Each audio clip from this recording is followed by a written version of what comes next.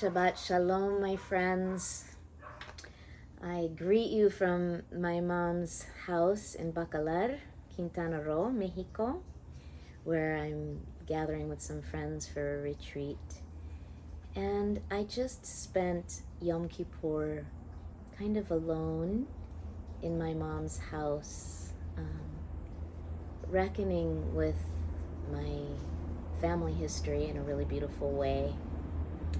And although I was not able to fast and pray with my Jewish community, one of my several spiritual communities, as you all know, in Taos, I was able to do Yom Kippur in a way that was quite meaningful to me. So for those of you who are not familiar with the Jewish tradition, these high holy days that have just passed begin with Rosh Hashanah, the New Year, or the birthday of the world, is how it's seen, and end with Yom Kippur 10 days later, which is the Day of Atonement, or the day of kind of reconciling and realigning our souls into right relationship with the divine. And those 10 days of awe in between, as I told you last time, is a time of teshuvah, of turning and returning and repairing. And that certainly has been that for me this year.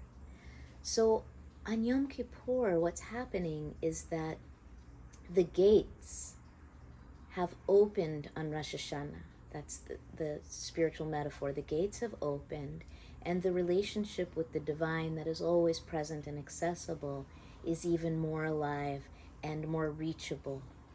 It's like a clear channel opens, and the divine meets us halfway, no, more than halfway, during that 10 days of teshuvah, of awe.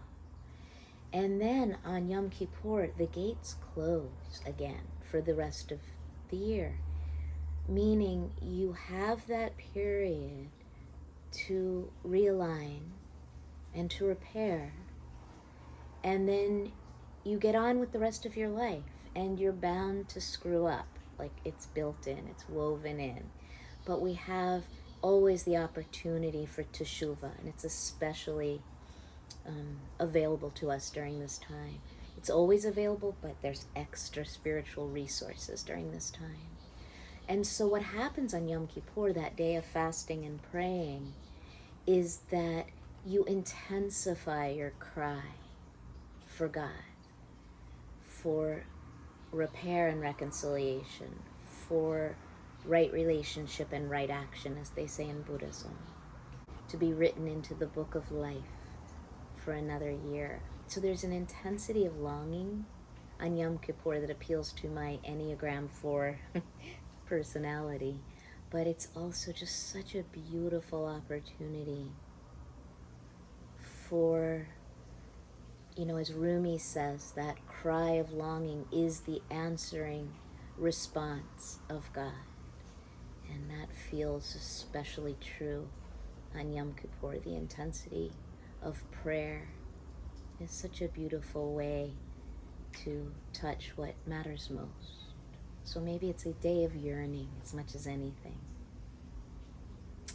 And so now here we are in the new year, and I wish you a beautiful new beginning as fall comes to the world.